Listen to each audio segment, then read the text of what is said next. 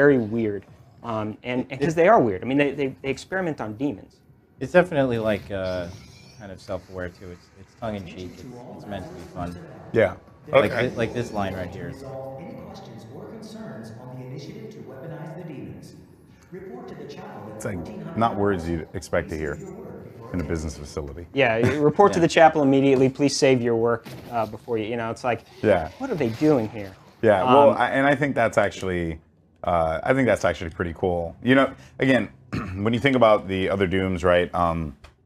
Doom 1 and Doom 2, definitely, you know, it had its layer of story, but it wasn't one of those things that was like beating you over the head with it. Definitely. But then this is actually what the game is all about, right here. Yeah, it's like it's about the weapons, awesome it's about guns, and how you're going to use them, and kind of getting a sneak peek here of all of the types of upgrades. Again, at this point in the game, you've got a lot of the guns, you've got most of the mods. If you found the mod drones that do the delivery. Yeah, so many points right now. Yeah, he's got a lot of points, so he's just kind of we're doing what we call dev load into so that we can jump ahead.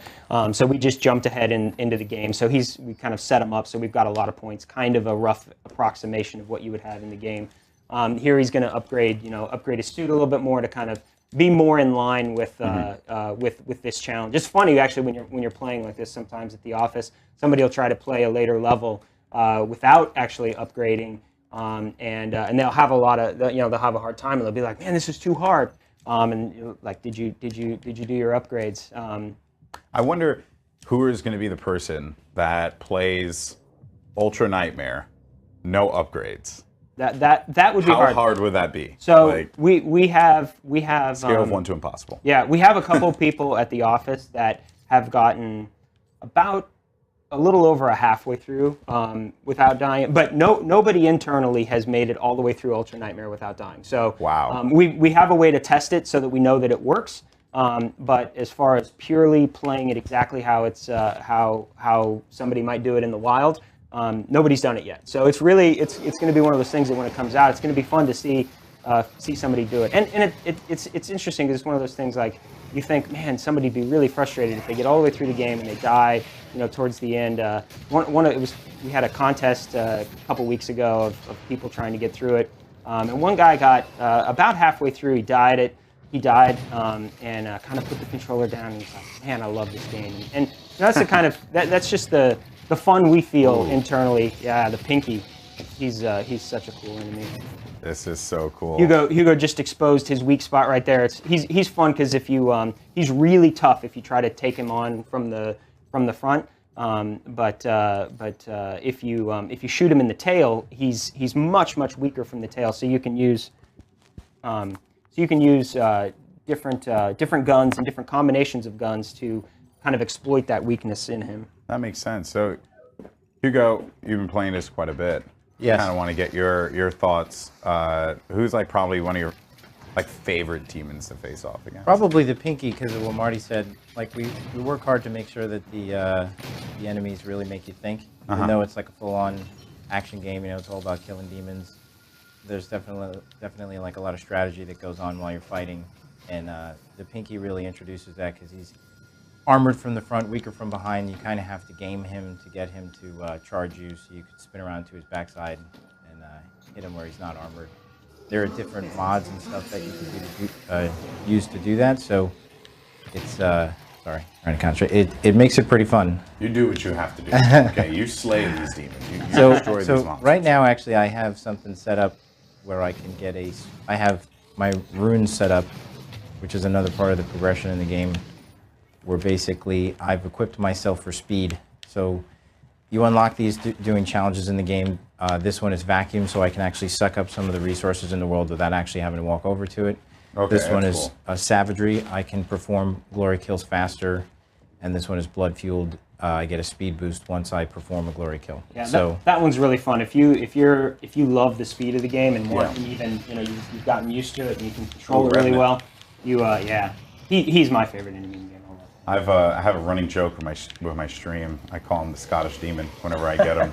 It's one of my friends who's British, but I say he's Scottish just to mess with him, and whenever I get the Revenant in the multiplayer, I was like, the Scottish demon, and I just ran around with this like really bad accent the entire time. I don't know, it's just kind of fun to like lose yourself in the game and just have a good time with it. Yeah. And I'm actually seeing exactly what you're talking about when you mentioned how you built the levels for or these particular areas for combat, right? Yeah. I saw it right away, because even I'm looking at it, and as a gamer and someone who is going to play this game a lot, I looked at it and I'm like, oh man, I could probably go here, I could use this weapon here, and really just have fun with it. Because for me, I'd probably bust out a rocket launcher and just go to town on a lot of these people. Yeah, it's actually, I mean, you can show that this area is really fun. There's the heavy assault rifle. He's got actually the scoped mod on it there.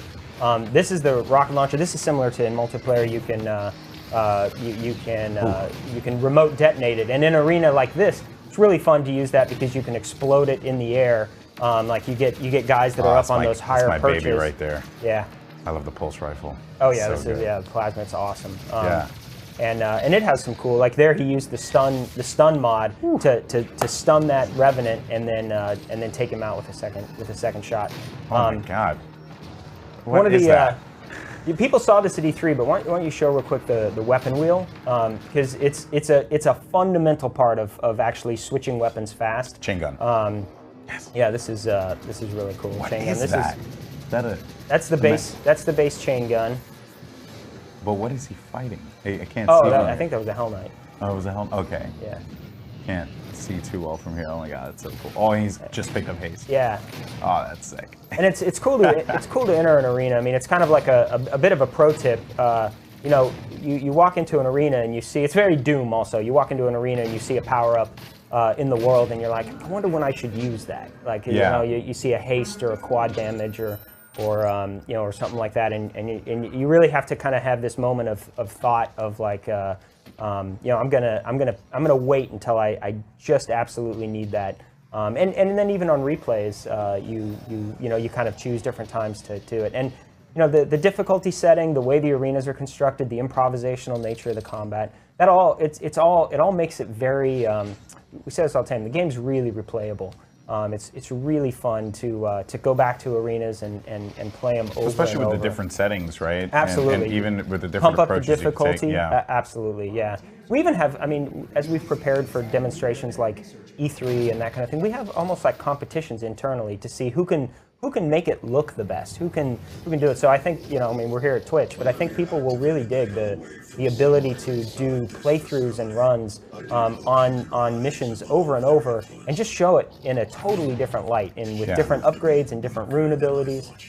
Well, I think what's really going to be exciting, in particular for people who stream Doom on Twitch, is, one thing that people love to see is failure. Yeah. Okay, they love failure. Yes. Okay.